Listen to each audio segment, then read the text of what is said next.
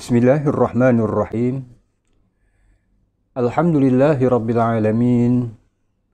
Wassalatu wassalamu ala asyrafil anbiya'i wal mursalin. Nabiyina Muhammadin sallallahu alaihi wasallam wa ala alihi wa sahbihi ajma'in. Muslimin dan muslimat yang dirahmati Allah.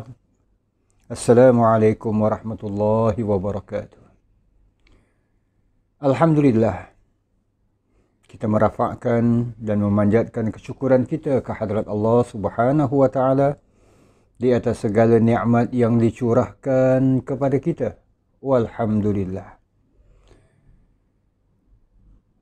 Terima kasih di atas kesudian para jamaah bersama-sama dalam menghayati siri yang kita namakan Menjejak Kisah-Kisah Al-Quran. Dan siaran ini adalah merupakan siaran yang sulung. Yang pertama, di mana insya-Allah akan sama-sama kita hayati sedikit muqaddimah ataupun pengenalan tentang siri ini, Menjejak Kisah-Kisah Al-Quran. Muslimin dan muslimat yang dirahmati Allah. Kisah atau dengan perkataan yang lain, cerita adalah merupakan sebahagian dari hidup kita. Malah cerita itu sendiri boleh disampaikan, dikongsikan, dibukukan, divideokan dan sebagainya. Sehingga mungkin cerita ataupun kisah pribadi, biografi seseorang akhirnya menjadi pengetahuan orang ramai apabila diperkongsikan. Kemana saja kita pergi, kita takkan berpisah dan terpisah dari bercerita atau mendengar cerita atau berkongsi cerita dan seumpamanya. Sekumpulan orang kadang-kadang duduk secara berkumpul. Lalu seorang bercerita. Ditambah lagi cerita yang terkait diketahui oleh kawannya yang kedua, ia berkongsi. Jadi, maka perbualan mereka ini semuanya berisikan kepada sebuah cerita ataupun dua ataupun tiga yang terkait antara satu sama lain. Muslimin dan muslimat yang dirahmati Allah. Apabila Al-Quran 1/3 daripada konten ataupun isi Al-Quran adalah cerita. Sama ada cerita ini panjang disampaikan, tertera dalam banyak ayat, ataupun ia hanya 2-3 ayat saja. Dan terkadang cerita ini hanya disebutkan ataupun difirmankan Allah yang terdapat dalam Al-Quran ini cuma di satu tempat. Tapi ada cerita yang lain pula berada di beberapa lokasi ataupun tempat-tempat yang lain dalam kitab suci Al-Quran di beberapa surah. Itu semua adalah variasi yang didatangkan oleh Al-Quran untuk menjadikan salah satu di antara faktor penyebab mengapa kita tidak jemu-jemu membaca Al-Quran. Itu daripada sudut membaca saja. Kenapa kita rasa tidak lelah? Bagi setengah orang tidak penat-penat mengkaji Al-Quran. Ini dikarenakan salah satu di antara faktornya adalah Al-Quran mengandungi 1/3 isi ataupun kontennya lebih kurang, iaitu tentang cerita, tentang kisah. Dan kisah ataupun cerita ini adalah merupakan sebahagian daripada kehidupan kita. Muslimin dan muslimat yang dirahmati Allah. Untuk apa semuanya itu? Untuk apa Al-Quran mendatangkan kisah-kisah yang termuat di dalamnya sehingga membentuk lebih kurang 1/3 daripada isi Al-Quran? Jamaah yang dirahmati Allah, Al-Quran adalah firman Allah sebagaimana yang kita maklumi. Kitab suci yang berbicara kepada orang yang membacanya. Berbicara kepada orang yang mengamat-amati ayat-ayatnya. Berbicara kepada orang-orang yang memerhatikan isi kandungannya. Berbicara dan mengetuk hati bagi orang-orang yang ingin mengamalkannya. Jadi jamaah yang dirahmati Allah, Al-Quran ini hidup. Jadi apabila Al-Quran ini mengandungi ayat-ayat yang berkaitan dengan kisah ataupun cerita, maka ibarat Al-Quran bercerita kepada kita. Tujuannya antara lain, pertama, sebab di balik cerita ini mengandungi pengajaran-pengajaran yang penting buat kehidupan kita. Mungkin kita merasakan pengajaran ini belum perlu dalam hidup kita pada masa kini. Tapi jamaah yang dirahmati Allah, mungkin pada masa yang akan datang. Bahkan mungkin juga ia merupakan pengajaran buat sesuatu yang pernah berlaku dalam kehidupan kita. Jadi akhirnya kita dapati bahawa di balik cerita ini mengandungi pengajaran-pengajaran yang amat penting. Bab firman Allah Subhanahu wa taala. Apabila Allah Subhanahu wa taala di surah Yusuf dengan memaparkan kisah yang terindah, ahsanal qasas, seindah-indah cerita, seindah-indah kisah dalam Al-Quran, kisah Nabi Allah Yusuf dari zaman kanak-kanaknya sehinggalah beliau ataupun baginda menjadi nabi dan rasul dan sekaligus merupakan seorang menteri yang dipertanggungjawabkan untuk khazanah negeri Mesir. Setelah berjaya mengumpulkan ahli keluarganya di penghujung cerita, di surah Yusuf ayat 111 Allah berfirman, A'udzu billahi minasyaitonir rajim. Laqad kana fi qasasihim ibratun liulil albab.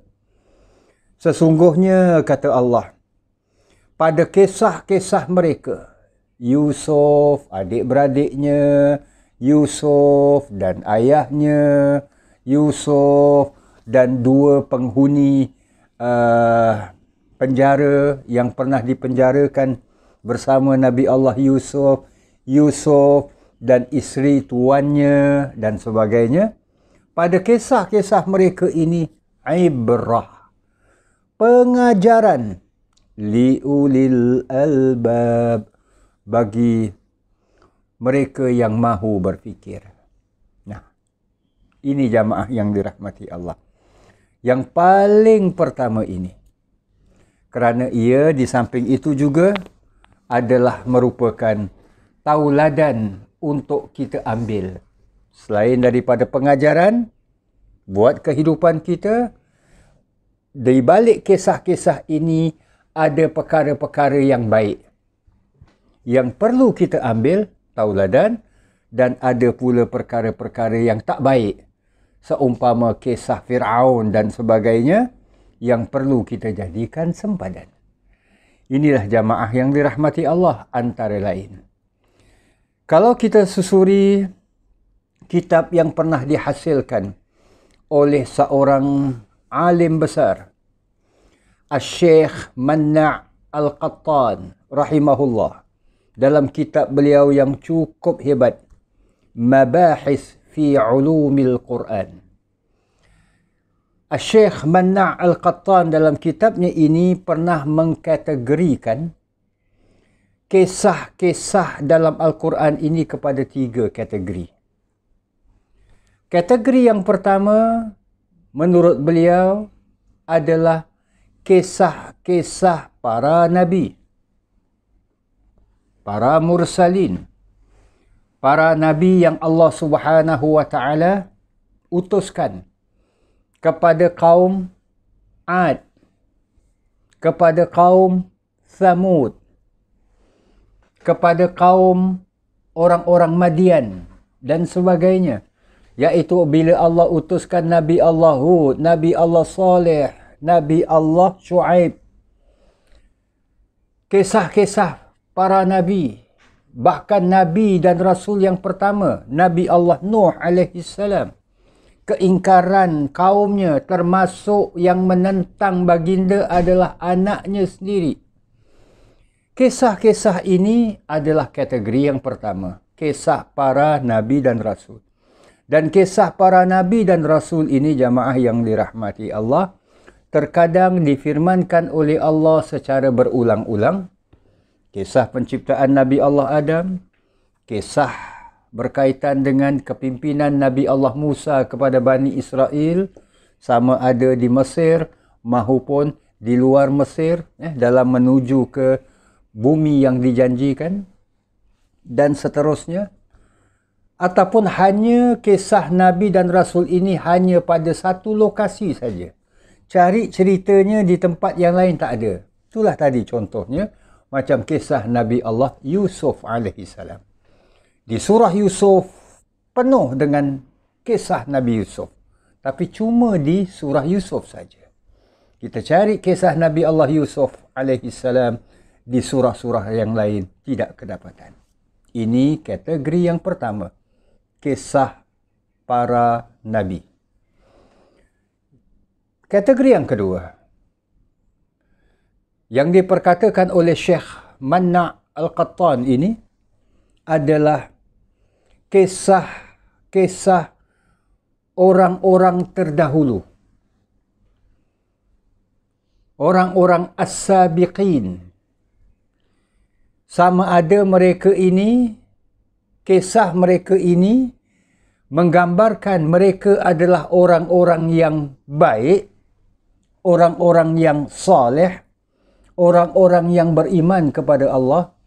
Contoh, kisah para Ashabul Kahfi di surah Al-Kahfi. Kisah Zulkarnain. Mereka ini bukan merupakan para nabi dan rasul.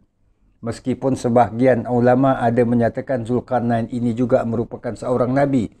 Wallahu alam, kita tidak menjurus ke arah itu buat masa ini. Namun mereka adalah contoh-contoh. Ashabul Kahfi, Zulkarnain, orang-orang yang disiksa oleh Ashabul Ukhdud, seperti mana yang difirmankan Allah dalam surah Al-Buruj dan sebagainya. Kisah seorang laki-laki yang datang daripada luar kota mempertahankan seruan para rasul yang diutuskan, seperti mana yang Allah sebutkan dalam beberapa ayat di surah Yasin dan sebagainya.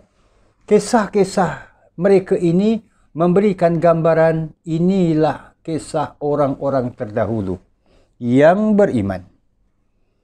Di samping itu ada juga kisah orang-orang yang ingkar, orang-orang yang zalim, orang-orang yang menentang dakwah para nabi dan rasul dan hal-hal yang berkaitan.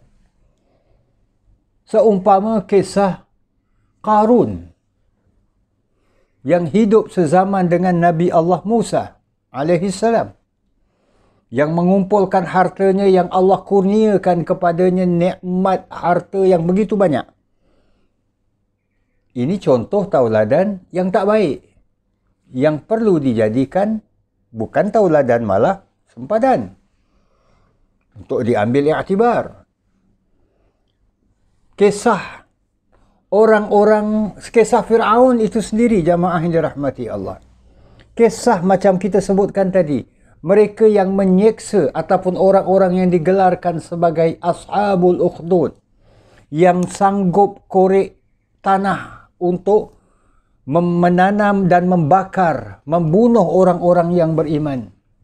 Hanya kerana mereka ini beriman kepada Allah, mereka disiksa, mereka dibunuh, mereka dianiaya. So, jamaah dirahmati Allah, ini masih dalam kategori yang kedua. Kisah orang-orang terdahulu. Sewaktu Al-Quran diturunkan, mereka adalah orang-orang yang pernah berlalu dan kisah mereka pernah berlaku. Sama ada mereka orang-orang beriman ataupun orang-orang yang tidak beriman. Itu kategori yang kedua. Dan kategori yang ketiga adalah kisah-kisah yang terkait semasa Nabi kita, Nabi Muhammad sallallahu alaihi wasallam, iaitu di masa Al-Quran diturunkan. Jamaah dirahmati Allah, walaupun ia tidak membentuk kisah secara keseluruhan, tapi ada firman-firman Allah, terdapatnya firman-firman Allah yang menyentuh tentang beberapa peristiwa, beberapa kejadian. Bantuan Allah kepada tentera muslimin dalam peperangan Badar. Rasa kagumnya sebahagian daripada tentera muslimin di bawah pimpinan Rasulullah sallallahu alaihi wasallam apabila mendapati bilangan mereka yang cukup ramai. Mereka merasakan mereka cukup kuat. Apa yang mereka rasakan ini, iz a'jabatkum kasratukum, ketika mana kamu merasa kagum dengan ramainya bilangan kamu, iaitu ayat-ayat yang terkait dengan kisah perang Hunain, peperangan yang berlaku pada tahun ke-8 Hijriah, masa Nabi masih bersama dengan para sahabat.